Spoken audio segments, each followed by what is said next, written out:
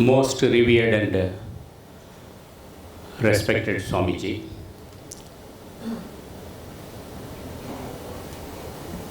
my humble pranams to Sadguru,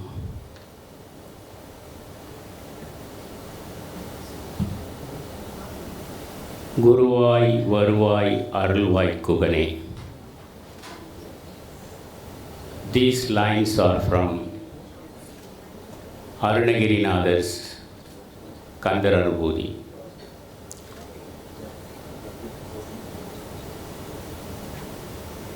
We are having the 8th National Peace and Reconciliation Conference,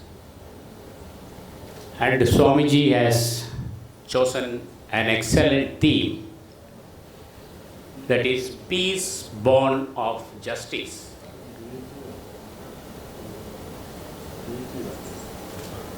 The theme note which Swamiji has sent to us is quite interesting. And when I asked Swamiji, who has prepared that beautiful theme note, Swamiji said it is MOHAN.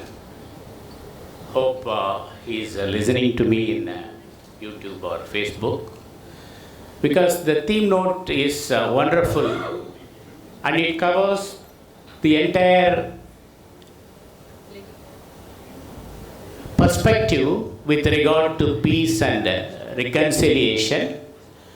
And what is fascinating is that in that theme note we come across an excellent sub-theme, namely the concept of other, which would be my theme for discussion.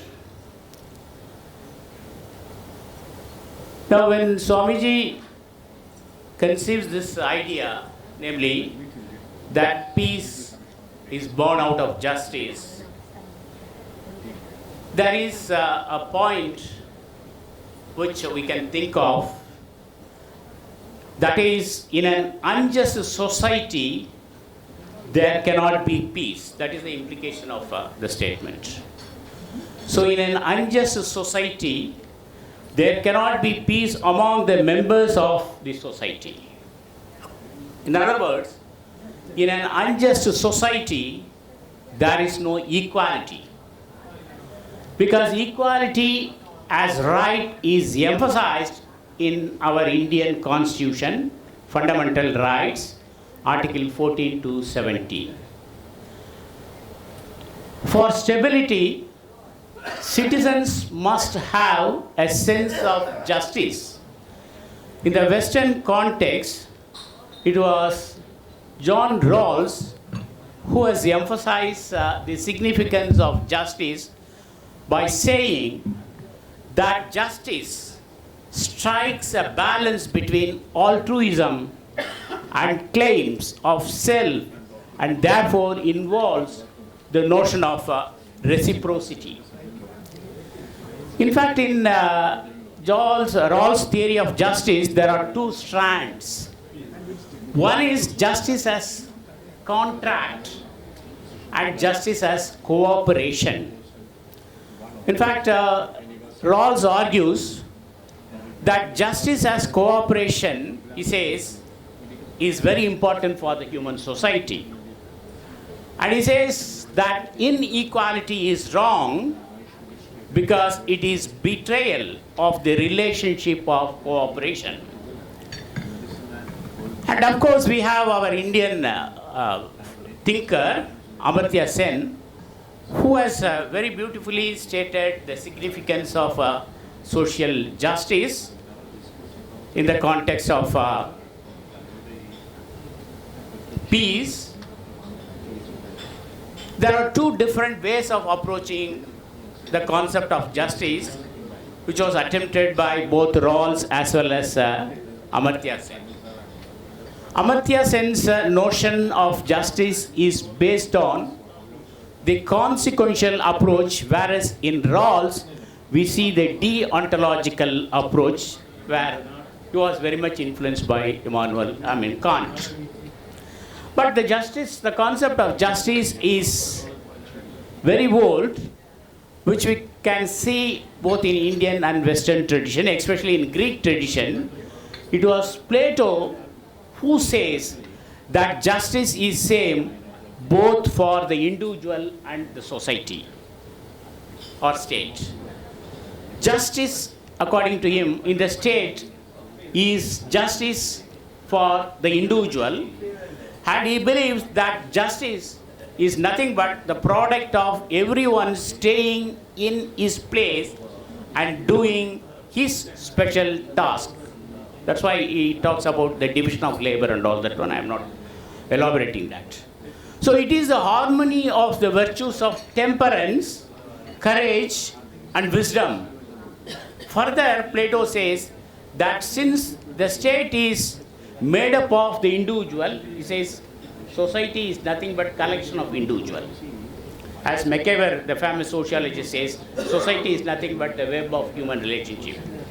So Plato long back said that since state is made up of the individual, it is also necessary that each individual should get his or her share. In fact, the Constitution of India says that social, economic, and political justice is common to all. There cannot be any difference with regard to one individual or the other. So this means justice is often identified with equality. This is necessary for the existence and prosperity of society. If we want to develop a society which is harmonious or which would be harmonious, then we have to take into account the concept of equality. That is, we should be in a position to treat others as equal. The Tamil sage Thiruvalluvar is relevant, I would say, in the context of socio-economic and political justice. The society which is unequal on the basis of haves and have-nots, higher and lower, need the philosophy of Thiruvalluvar for its social emancipation. And it, in fact, in Western tradition, it has been beautifully said that the concept of justice is nothing but fairness. This means that every person should be treated with fairness. This is a conception which is derived from Rawls' theory of justice. And it recommends, that is, Rawls recommends that equal opportunities to similar individuals and offering the highest possible benefits to the less advantageous member of the society. So what is focused here is that how do we treat others? Am I treating the other as equal to me? This is a question which is very important, and that alone can solve many of the problems which we face in day-to-day life. So I would be talking from the Western point of view, wherein the concept of other is celebrated notion. Professor Indra is here. She is a well-known literature come philosopher. He's a great English professor, but well-versed in philosophical discourse. She is very much familiar with postmodern tradition. So I would like to see the problem of the other from the standpoint of postmodern understanding. One thinker who has talked about the notion of other is Habermas, because Habermas is a well-known philosopher who has contributed substantially for the social upliftment and social progress. He talks about the inclusion of the other and the symmetrical understanding that exists between one and the other. Which means, when I am discussing something with my friend, I should treat him equally. This is what we call the symmetrical relation that exists between A and B. But most of the time he says that this symmetrical relation is absent because the speaker always takes the upper hand. This is what is happening in classroom lectures, for example. the teacher, madam is there. The teacher always thinks, of course, to some extent that's also true, the teacher always thinks that she or he knows better than the student, and students will not be allowed to ask questions and all. So what I'm trying to say is that asymmetrical relation has been playing a very important role in the public sphere, whether it is classroom or outside the classroom or society, wherever it is. So Habermas talks about the inclusion of the other, and he says that that should be what is known as a symmetrical relation that exists between the one and the other.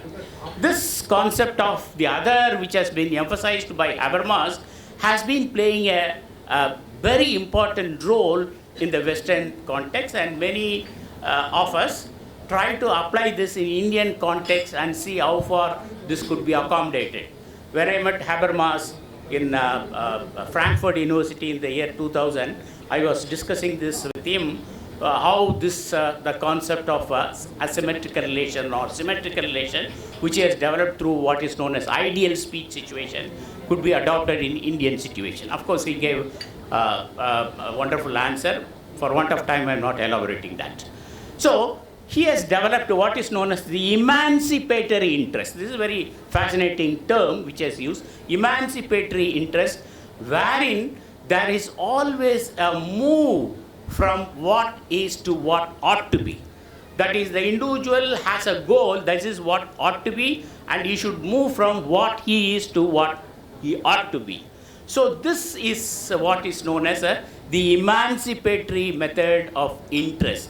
How the society can be emancipated, how the society can be solved. The emancipation here could be understood in Indian terminology, the moksha or liberation or salvation, something like that.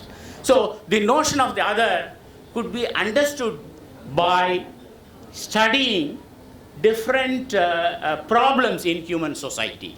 For example, the concept of, or the problem of the suffering of the refugees, for example. The refugees, we come across Sri Lankan refugees, Myanmar refugees, different kinds of refugees are staying in India, and the problem of peace could be understood in the context of refugees, because the refugees, they belong nowhere and they can do nothing but remember people who are no more with them. In fact, Hannah Arendt, Professor Indra knows very well the philosophy of Hannah Arendt. She talks about what is known as depoliticization of the dark times in which there is loss of framework. I would like to quote one of our interesting passage, which in one of her article entitled "We Refugees," which was published in 1943, she says, "We lost our home." I'm quoting her. "We lost our home. We lost our occupation and our language. We left our relative, and our best friends have been killed in concentration camps." So the refugees are stateless people, and if we want to understand the notion of peace, we should see how the concept of refugees, for example, this is one concept which, and there is also, yesterday we have been talking about forgiveness. These are some of the concepts which could be related to the notion of peace and reconciliation. There are two horrors of 20th century. One is Nazism. We know how it spoiled the human society. A philosopher like Heidegger, who was very much influenced by Nazism, though he is a very great philosopher, there are certain problems with regard to the method which he has followed. So the two horrors of 20th century, one is Nazism and the other is Stalinism. So in this context, it is very essential for us to read or reread the concept of peace. How do I understand the concept of peace? I would like to understand the concept of peace by using two important notions. One is the concept of solidarity, and the other is hospitality. In fact, in the recently edited volume, for which I was a guest editor, published by the Satyanilayam Research Institute, They have organized a seminar on solidarity and hospitality. I edited the papers. So this concept was the main theme, that is solidarity and hospitality. Now, what do we mean by solidarity? In solidarity, we are in search for the commonness or unity among human beings and also with the non-humans. And in hospitality, we start with the assumption that we have to extend our hands to the people who are known as well as unknown to us. Right? There are thinkers like Levinas, Emmanuel Levinas, a postmodern philosopher, and Jacques Derrida, and many others argue that hospitality towards the other is an essential qualification necessary for a human being. In short, if you are a human being, then you should extend the hospitality to the other, whether he is a known person or unknown person. And in fact, it is said that to be a human is to be hospitable in all occasions and situations. Indian culture, of course, emphasized the need for hospitality from the ancient time onwards. The maxim Vasudhaiva Kudumbakam, that is one earth, one family, one future, all of us know, is the slogan for the G20 presidency, wherein it is said that life, whether it is human being, animal or plant or microorganisms, and their interconnections should be understood properly with the dictum that earth, we have only one earth. So the need of the hour is to protect this earth. So here, what is stressed in Indian tradition, that is especially in this the maxim Vasudhaiva Kudumbakam, is that we are all members of one family and we are always united, and there is one earth, so we have to preserve the earth. So this implies that there is the notion of the other, which is very important, and when we extend the scope of Vasudhaiva Kudumbakam, one can say that this means the entire world or cosmos is one family. So in Tamil literature, this has been discussed at length. That is, these two concepts, namely solidarity and hospitality, is discussed very well, especially in Sangam literature. Purananuru talks about Yadum Ure Yavarum Kelir, which considered that the entire universe is our place and everyone in this universe is our people. Similarly, the Tamil sage Thiruvalluvar also talks about the importance of hospitality, otherwise known as Virundombal. In the chapter on hospitality, that is Virundombal, he says that the guests have to be received with courtesy and kindness. So hospitality begins at home, and it is a gift and the joy to practice hospitality, not only with friends, this is very important, not only with friends, but also to strangers. This is very much emphasized in the postmodern tradition, and the notion of hospitality implies the welcoming of the stranger, which has been emphasized very well in postmodern tradition. And as I said just now, two great thinkers, Levinas and Derrida, talks about the notion of hospitality in details, and they say how we have to welcome the stranger. Levinas, in his well-known work, Totality and Infinity, shows that my welcoming of the other is the ultimate fact. So hospitality, in other words, is a response to the infinite responsibility, and it has to be remembered that the human nature is such that hospitality is an essential factor in human life.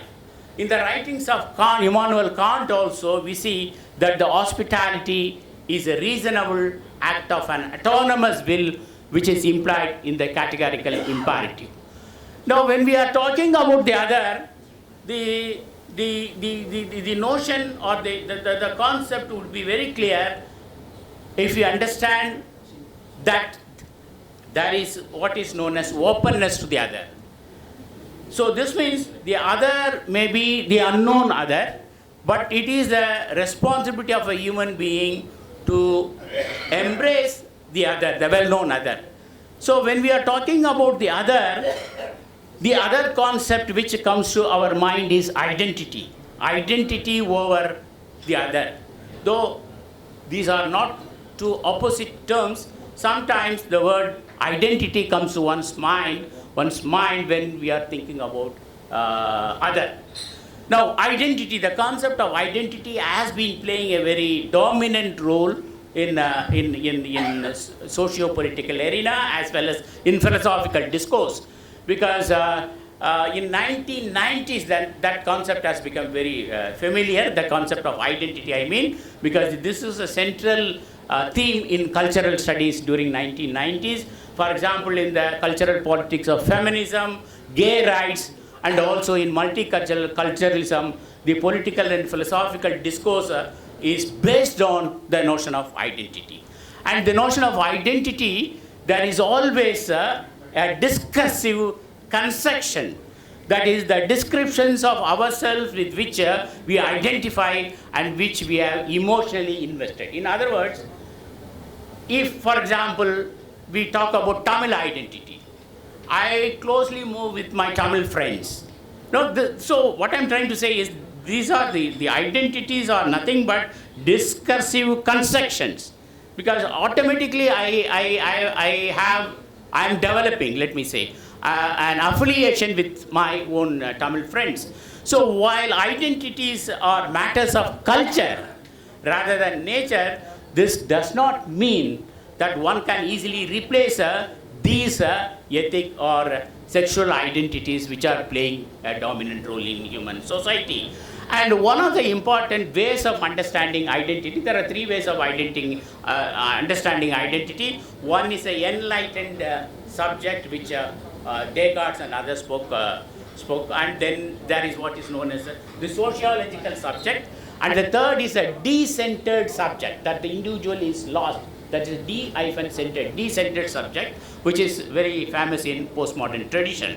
Now, in the de-centered subject, the individuality is lost, it is otherwise known as the fragmented or de-centered self is composed not of one but of different, several shifting, which are contradictory in nature. What I'm trying to say is that when we are talking about the identity, it is inevitable that we talk about what is known as a de-centered subject.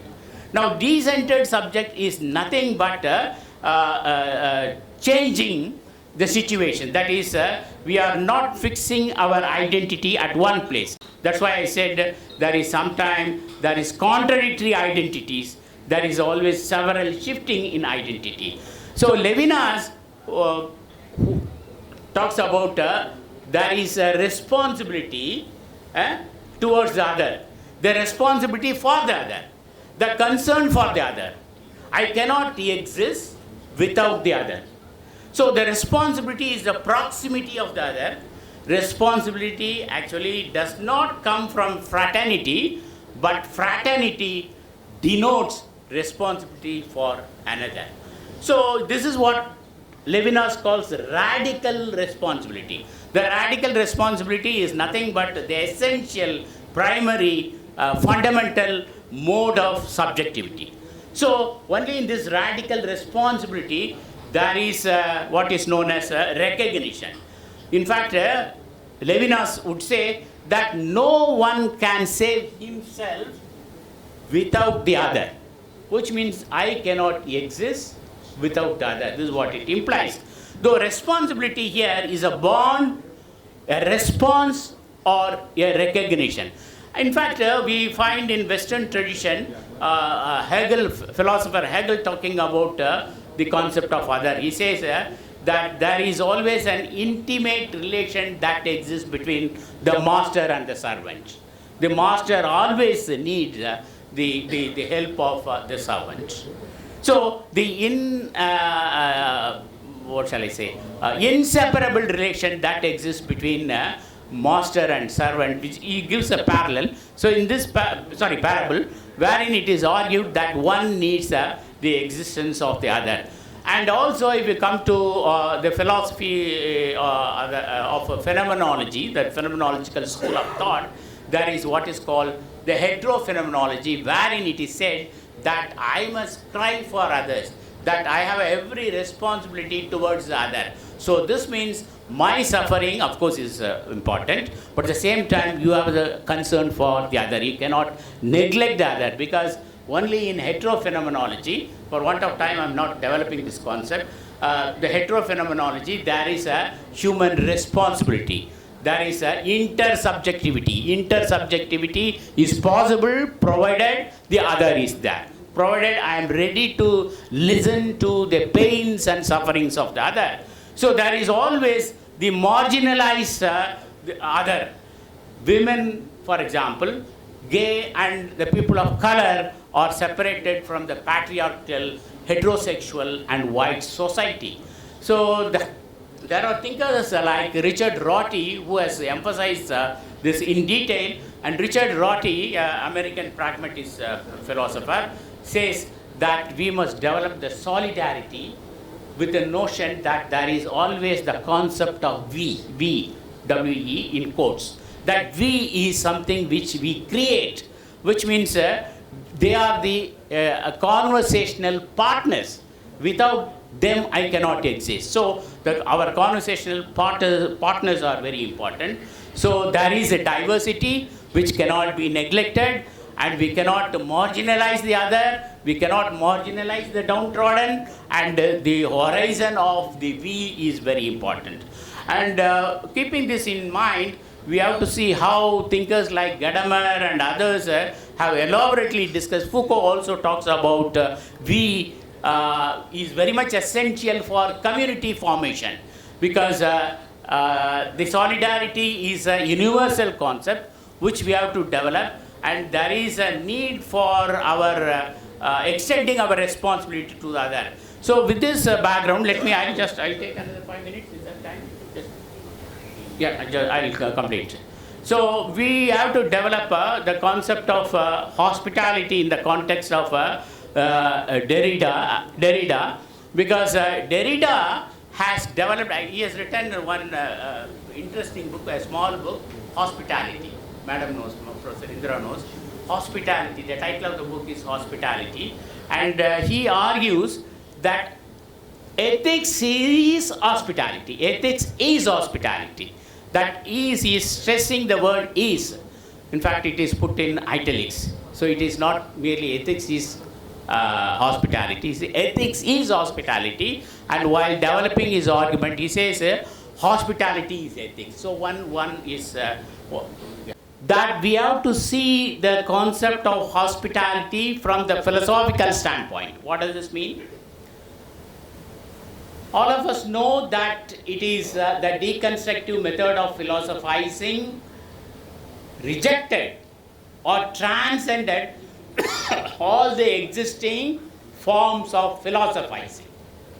So John Capito, by showing this, argues that philosophy now welcomes, right, the concept of hospitality here extended, which means by rejecting all the existing forms of philosophizing like rationalism, empirism, idealism, all kinds of isms are transcended, and we are now open for a new methodology.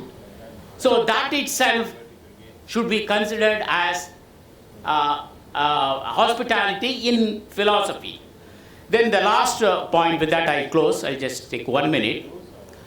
I just skip some passages, and then while deconstructing the notion of hospitality, Derrida raises the following questions. In the act of hospitality, who is the host and who is the guest? Who is assisting who? Who gives and who receives?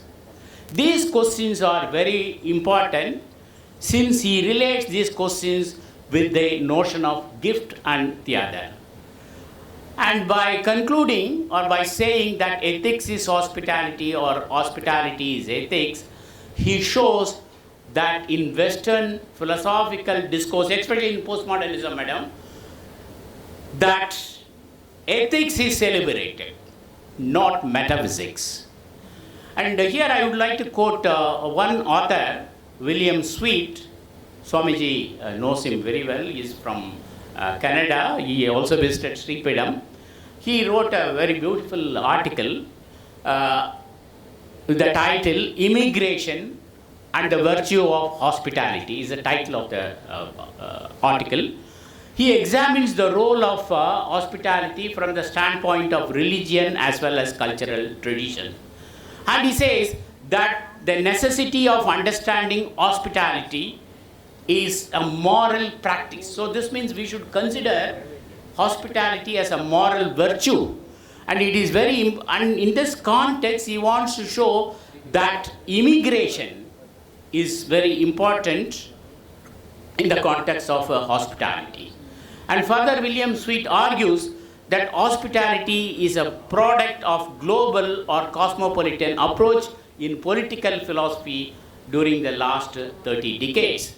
This means there is a close relation that exists between hospitality and immigration. In fact, we have invited Professor William Sweet for the Indian Philosophical Congress meet for the next week, but there is an immigration problem, so he could not come. So this relation, the relation that exists between hospitality and immigration is something very important, and that has to be seen in a broader perspective, especially from postmodern perspective, so that we can extend the scope of peace to friendship, host, guest, unfamiliar persons, stranger, refugees, etc. So with this, I conclude, and my last statement is, hospitality is not merely a moral virtue, but moral practice, but a virtue which each and every one of us should practice. Thank you very much. I thank my revered Swamiji for giving me this wonderful opportunity for making this presentation, because this is a new approach which I am doing now in the philosophical discourse, especially in the postmodern discourse, and I thought that this would be an ideal place because scholars like Professor Indra are here, who are well known with this concept. So thank you, Swamiji, and pranam to Sadhguru. Thank you very much.